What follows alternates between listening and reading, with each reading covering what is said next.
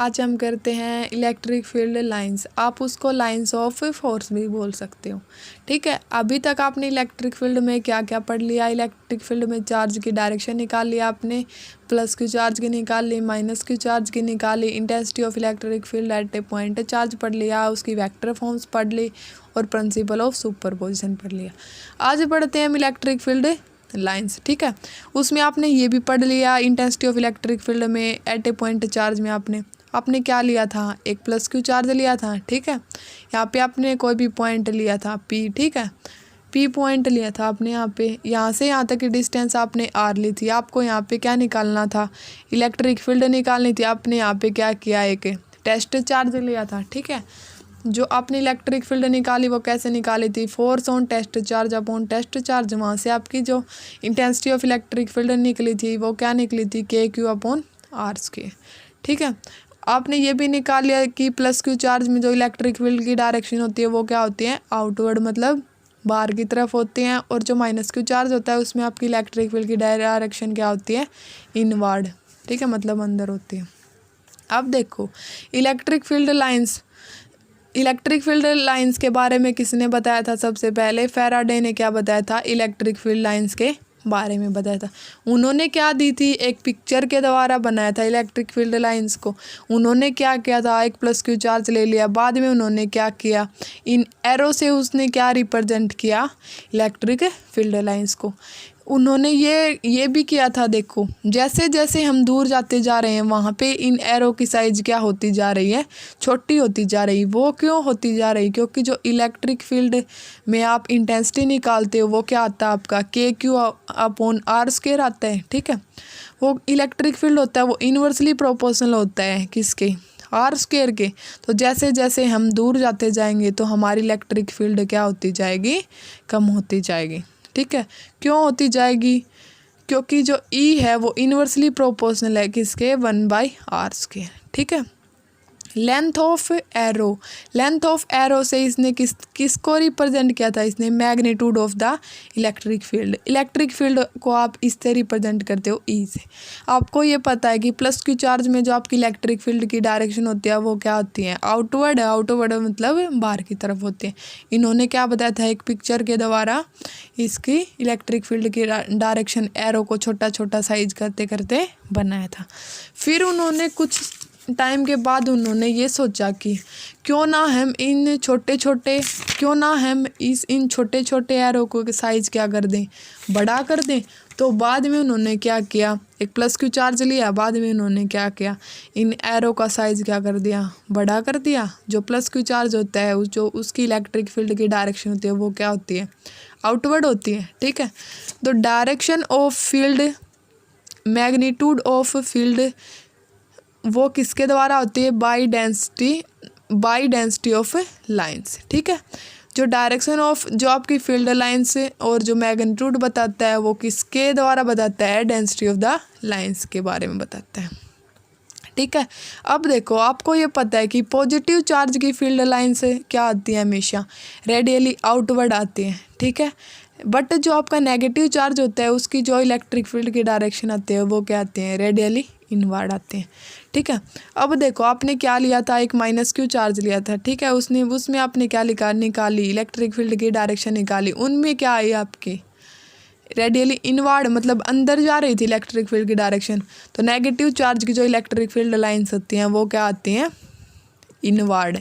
ठीक है, अब देखो अब आप क्या करोगे, इलेक्ट्रिक फील्ड लाइंस की डेफिनेशन।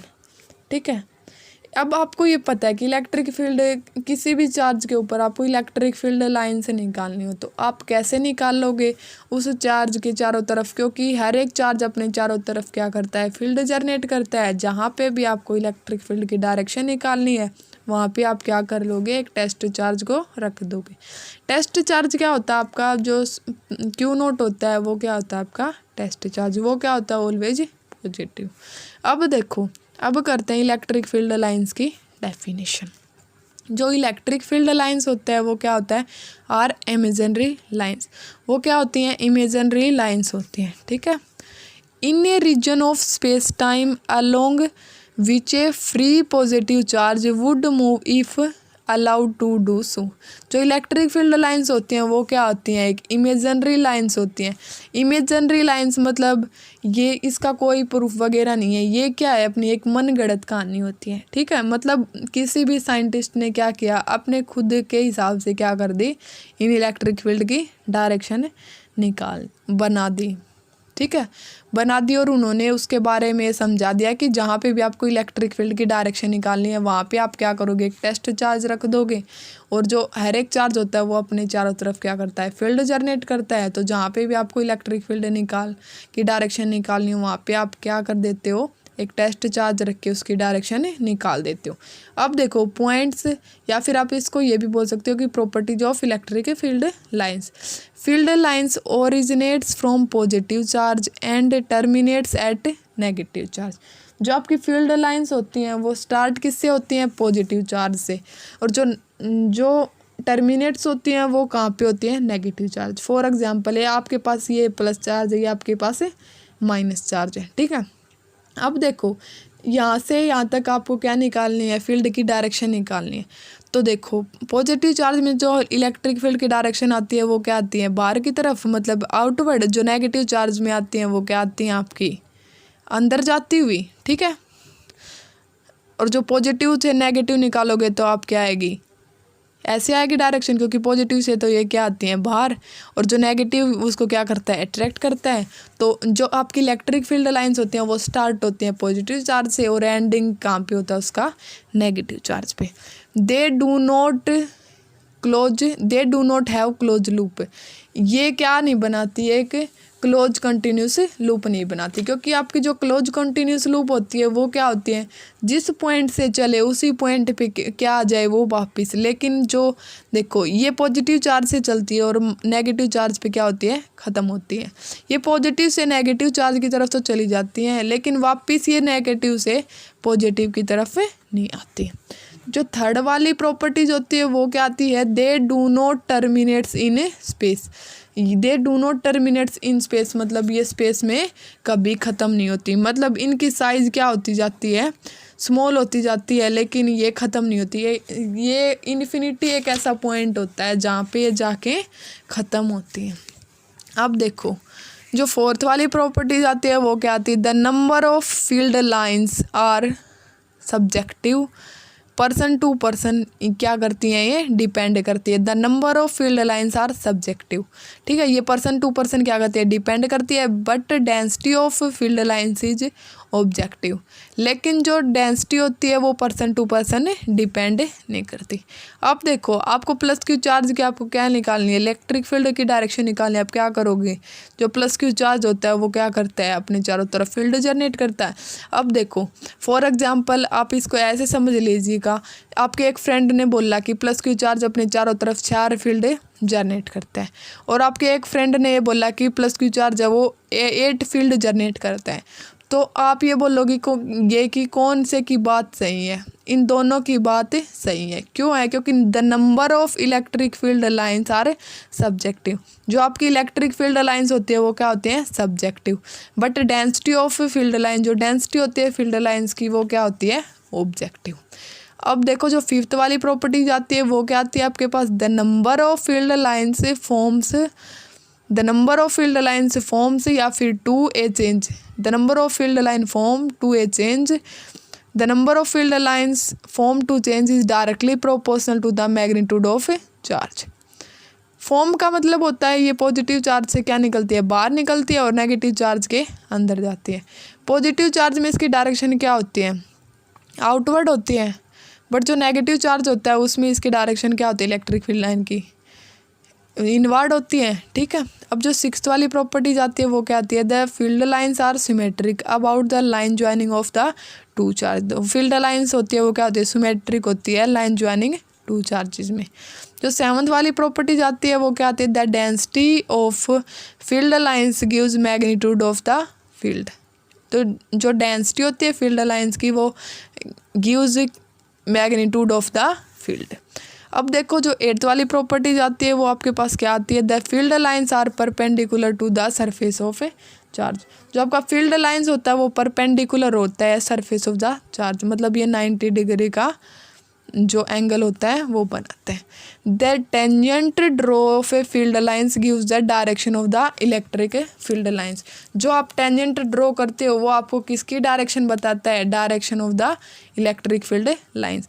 मान लीजिए कि ये क्या आपके पास एक लाइंस है, ठीक है, यहाँ पे आपको क्या निकालनी है? इलेक्ट्रिक फील्ड की डायरेक्शन निकालनी। आप क्या करोगे? यहाँ पे एक टेंजेंट ड्रॉ कर लोगे। ये किसकी डायरेक्शन बताएगा आपको? ए पॉइंट की। अब मान लीजिएगा आपको बी पॉइंट पे क्या निकालना है? इलेक्ट्रिक फील्ड की डायरेक्शन निकालनी है। आप कैसे निकाल लोगे? यहाँ पे क्या कर लोगे? एक टेंजेंट ड्रॉ। जो ई बी होता है पॉइंट, वो किसकी डायरेक्शन बताता है? Electric field at point B, ठीक है। इसके बाद जो सी पॉइंट के ऊपर आपको क्या निकालनी है? इलेक्ट्रिक फील्ड की डायरेक्शन निकालनी है। आप कैसे निकालोगे? वहाँ पे भी क्या कर लोगे? एक टेंजेंट ड्रॉ। जो टेंजेंट बताता है वो क्या बताता है? फिक्स डायरेक्शन बताता है इलेक्ट्रिक फील्ड लाइंस की।